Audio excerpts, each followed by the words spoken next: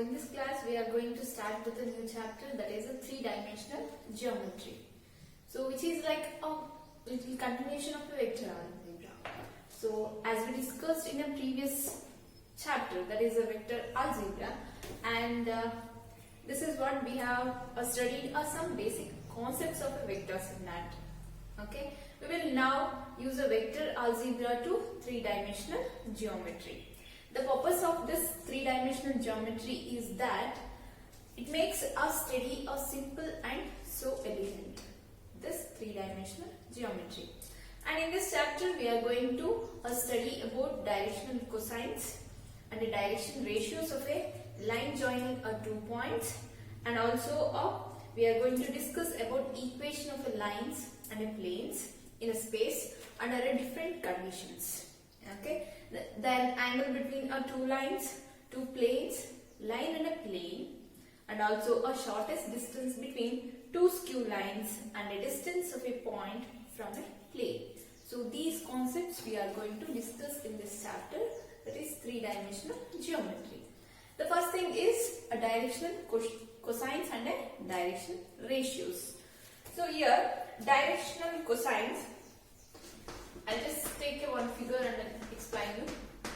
Direction cosines and direction ratios of a line. Direction ratios of a line. So this is what the first concept in this chapter. So even direction cosines and the ratios we discussed in a vector, but in this also we are going to discuss these concepts, and don't mess up with a concept in a vector as well as a 3D. So now how exactly we are going to define this direction cosines and the ratio for a line is nothing bad. I'll just take a one figure which is like a three-dimensional.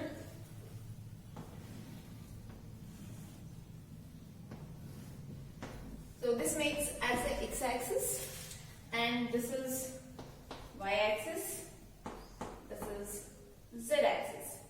I'll just take a directed line which is passing through the origin, and I'll take this as a line L. Next, I'll just draw it with a dotted line.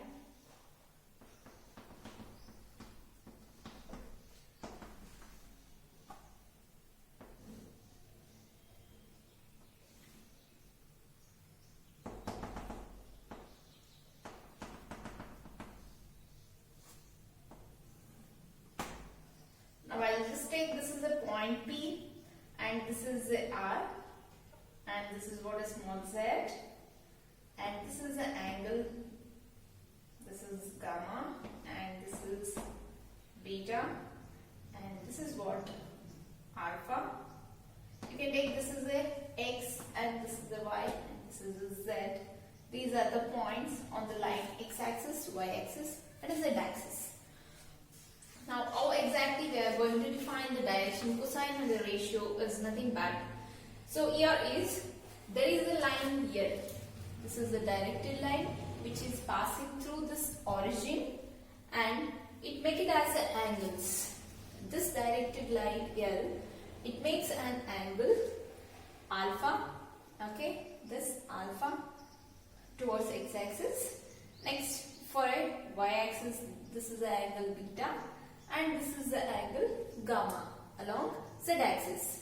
Now we have three angles, so which this directed line make it as the three angles alpha, beta, gamma with respect to x, y, z axis. Okay. So now I can take, these are the direction angles alpha, beta, gamma, and the cosine of these angles. So here you can take it, alpha, beta, gamma are direction angles. Now if I take the cos for these three angles, which is like cos alpha, cos beta and cos gamma, we can call it these are the direction cosines. Okay, direction cosines, and namely we can call it the cos alpha, cos beta and cos gamma are called as the direction cosines of this directed line L. So if we reverse the direction of a line L, then the direction angles are also replaced by the supplementary. Supplementary is nothing but it is 180 minus. Now with the help of this one I can say that, so here is direction cosines are cos alpha, cos beta and cos gamma, and the direction ratios for these lines is, I will state it, L, M and a N. Direction cosines are cos alpha, cos beta, cos gamma. So with respect to direction cosines, we can call it a direction ratios, which are like L, M and a N. So these are the direction cosines in a short way. A, B, C are direction ratios for the line.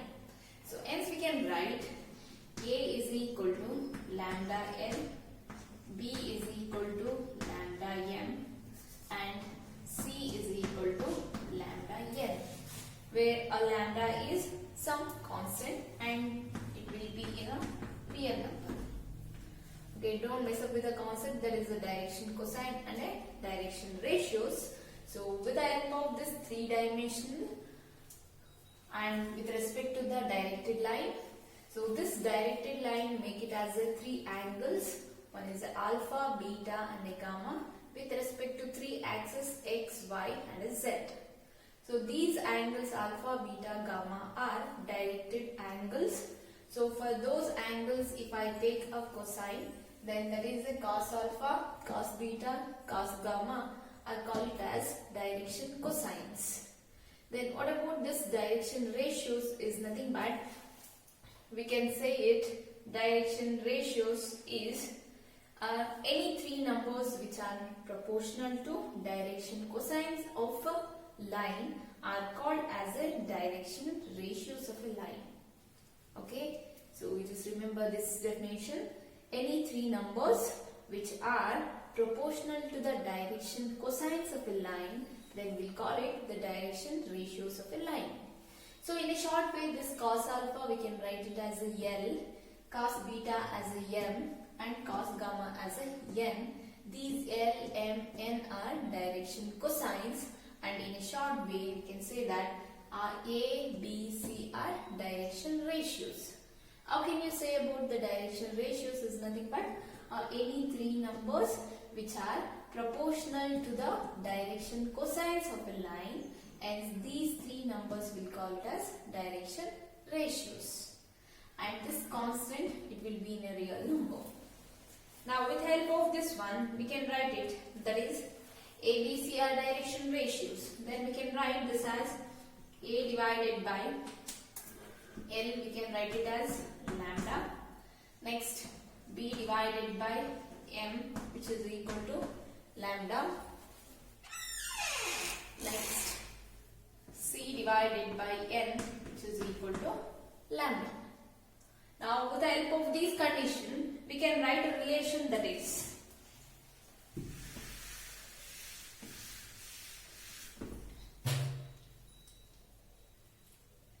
nothing but, we can say it, A by N is also equal with B by M is also equal with C by N is equal to some other constant, that is K. All the 3 are equal. So now if it is in this case, we can write this L as A into K, M as B into K, N as C into K. So for all the 3 ratios, this constant is the same. Hence we can write this A as L into K, B as M into K, L as A into K, M as B into K and N as C into K. So hence we can write, but as we know that L square plus M square plus N square is equal to 1. This is what the condition, and we studied this in a vector algebra. So with the help of this condition, L is nothing but A into K is there. If you take a square for both the terms, A square K square plus, and this is B square K square plus C square K square is equal to 1. So in all the 3 terms, K square is a same, is nothing but common. So if I take k square is a common, you will get a square plus b square plus c square is equal to 1. Or if I keep it the k square this side, so here you will get it like k square which is equal to 1 divided by a square plus b square plus c square. I need only a k. That means you need to take a square root on both the sides. Is nothing but you will get either a positive value or a negative value. Therefore, k is equal to plus or minus 1 divided by, I took the square root. Square root of 1 is a 1 only, and the denominator you need to take a square root. Square root of a square plus b square plus c square. Okay. So with the help of this one, k is nothing but which is a constant, some constant k. Now with the help of this one, I can write the direction cosines are. That is, therefore, direction cosines are L is equal to plus or minus a divided by square root of a square plus b square plus c square. Next, m is equal to plus or minus b divided by square root of a square plus b square plus c square. And n is equal to plus or minus c divided by a square plus b square plus c square. So where a, b, c are what? Direction ratios. If they ask find the direction cosines, then they will give you the direction ratios. With the help of the direction ratios, you need to find the cosine. Okay? With the help of these formulas. L, M, N stands for a direction cosines. A, B, C are stands for a direction ratios. Hope you guys understood this. Okay? So, next is there is a direction cosine when the line passing with 2 points. Okay? Which is a simple one.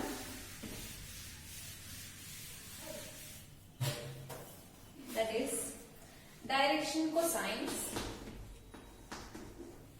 Direction cosines of a line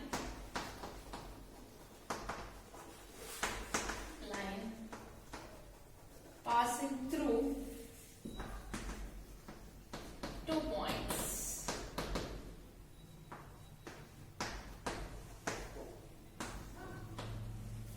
Okay. So when the line is passing through 2 points, then what will be the direction cosines for that line? Okay. So for that, I'll just take a small figure, a 3-dimensional space. So in a space, so here is the x-axis, y-axis, and a z-axis. I'll just take up your line, 2 lines. You just join the points, which is like this. I'll call it this is a P, and this is a Q, and this is a N, and this is R and a S. Now this make it as a 90 degree, and here will be some acute angle. So now from the figure you can say that only a one line passing through a 2 points. One line passing through a 2 points, and we can determine the direction cosine of a such line passing through a given points P of x1, y1, z1, Q of x2, y2, z2, and it follows like this. So now from the figure, if I take it the right triangle and the right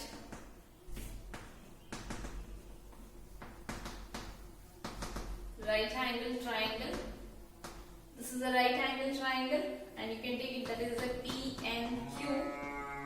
So in that I just take the Q will be a some angle, and which is along the z-axis, therefore cos gamma. Alpha will be along x-axis, beta will be along y-axis. I just took it the gamma is nothing but along the z-axis. So cos gamma is equal to, which is NQ, that is opposite divided by hypotenuse is PQ.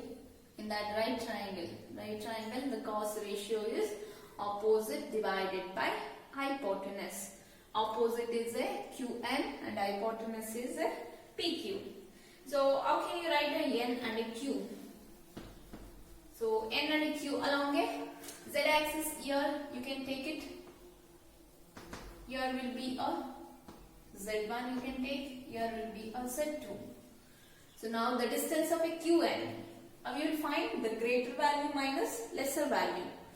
So NQ is nothing but Z2 minus Z1. That is what the distance of QN. Hope you guys got it that. So QN I can write it as Z2 minus Z1. I'll just keep it this PQ as it is. Because PQ it is not exactly any one direction. So which is like a hypotenuse. So keep it PQ as it is along a Z axis. Cos gamma it is. Next cos alpha. Alpha is nothing but along x axis. Similarly I can write x2 minus x1 by PQ. Okay. Next cos beta. Beta is nothing but along y axis. Therefore y2 minus y1 divided by PQ. Then what about this PQ? PQ is nothing but 2 points. How can you find the distance of those 2 points?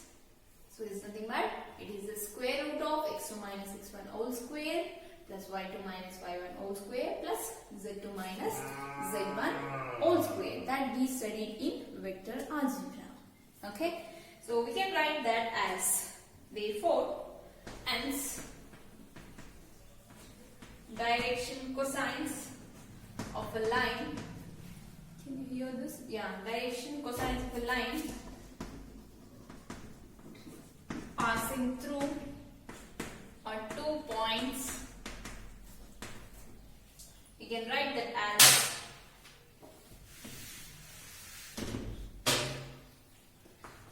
x2 minus x1 divided by PQ, y2 minus y1 divided by PQ, z2 minus z1 divided by PQ. Now you can write where PQ is a distance of 2 points. It's nothing but it is the square root of x2 minus x1 whole square plus y2 minus y1 whole square plus z2 minus z1 whole square. So this is what the direction cosines of a line when the line is passing through the given 2 points. Okay, hope you guys understood these two, direction cosine and the direction ratios of a line, then direction cosine of a line passing through 2 points. These two are the basic concept. So based on these two concepts, we'll do the problems in the next class. Hope you guys understood this. Okay, in this chapter only a formula, so you'll get it. And a few derivation is also there. For a 3 mark they'll ask. Okay, we'll just do that one in the next class. Now based on this basic direction cosine and direction ratios and direction cosine of a line when it joins through 2 points. So based on these two, we'll just do the problems in the next class. Okay, thank you guys.